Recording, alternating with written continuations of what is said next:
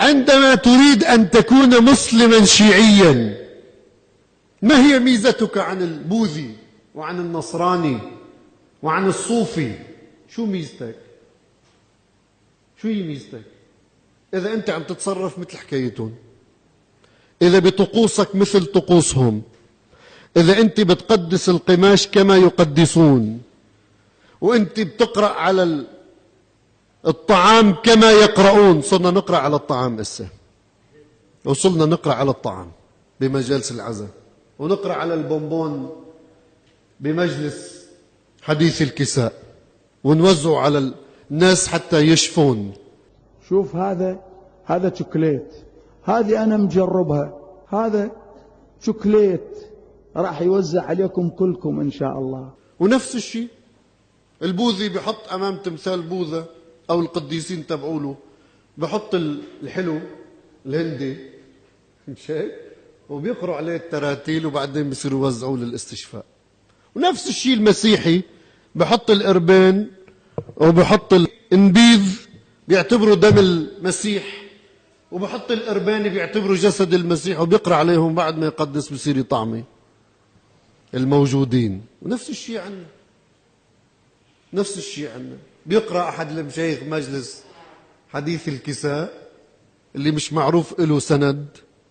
طبعا حديث الكساء الأصلي صحيح، أنه النبي جمع الخمسة وقال اللهم أن هؤلاء أهل بيتي، بس من عند نزل جبرائيل كله حكي عمره 500 سنة بس. بيقروا وبيقسم الشيخ على الفضائية، والله العظيم الشوكليته الوحده تعالج قبيله كامله، لان الله ارحم الراحمين. وما بعرف ليش أمراض السرطان عم تفتك فينا يمين وشمال. يجيبوا لكم شوية شوكولاتة ووزعوها على العالم، وما بيضل شاب إلا بيتزوج. والشباب يا ويلي عليهم، يا ويل قلبي عليهم الشباب. منين بدي يلاقوها؟ انترنت من زيها وتلفزيون من زيها، والطريق ملان باللي مش لابسين الله يساعد الشباب وعيشة الشباب. اخشي بنقول له انتبه ما بيجوز، لا تطلع يمين هم لا تطلع شمال.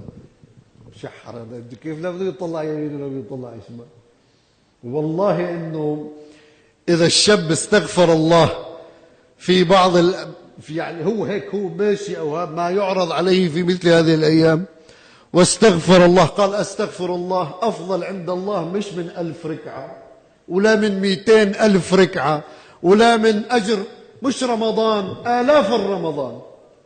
قد ما عم بيصير في هذا المسكين ومش قادر ولا يجد نكاحا ويستعفف. مش هيك؟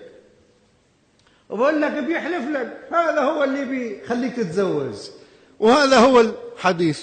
وما شفنا لا حدا تزوج ولا حدا، والناس ماشي حالها. عندما تريد أن تكون شيعيا منتمي إلى أهل البيت، أي أهل البيت تقدمون لنا؟ هؤلاء أهل البيت. طقوس كطقوس البوذية والنصرانية واليهودية، أو طقوس كطقوس الصوفية، نفس الشيء كله مثل بعضه. روحوا شوفوا تصوفوا شو الصوفيين شو بيعملوا، نفس الشيء مثل ما بنعمل احنا وأزيد كمان، حتى عندهم حركات عجيبة غريبة.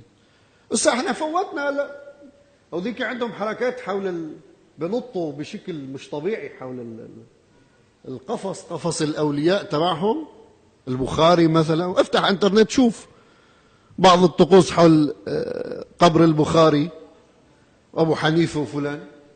ونفس الشيء هم افتح انترنت وشوف الطقوس اللي تقام نهار العاشر بكربلاء، وشوف الشحار والتعتير، ما في فرق.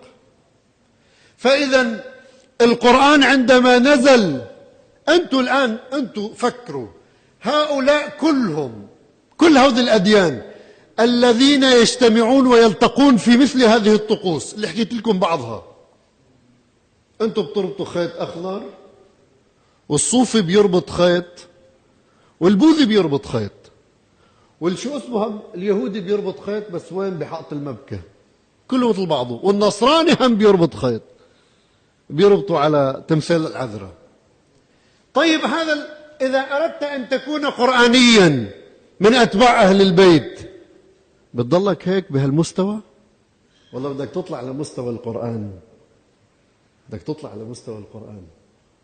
بدك تنتبه أن ما تقوم به لا يرضاه الله سبحانه وتعالى، وأن ما تقوم به قد جاء به البشر ولم يأتي به الله، وسنه البشر ولم يسنه الله سبحانه وتعالى. حتى محمد بن عبد الله صلى الله عليه وآله ما سنه.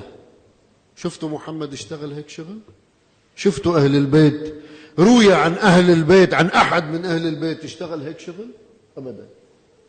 كلها روايات منسوبة إلى أهل البيت في الوقت اللي أهل البيت ما قاموا بأي فعل من هذا. حتى في الزيارة ما قام أهل البيت. نحن نقول باستحباب الزيارة، وكان الأئمة يزورون عن بعد، لكن حتى في هاي طقوس الزيارة المشاية والما بعرف شو ما قام فيها أهل البيت، وكانوا موجودين.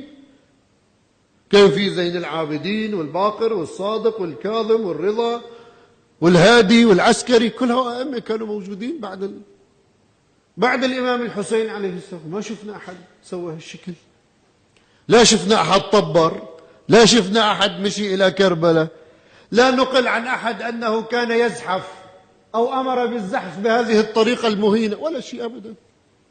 ثم ندعي بأننا شيعة. الشيعي المؤمن لا بد أن يكون قرآنيا، والقرآن نزل في هذه الليلة، فهو مسؤولية كل مسلم، مسؤولية كل إنسان. والله تعالى يوم القيامة سينطلق النداء: وقفوهم إنهم مسؤولون.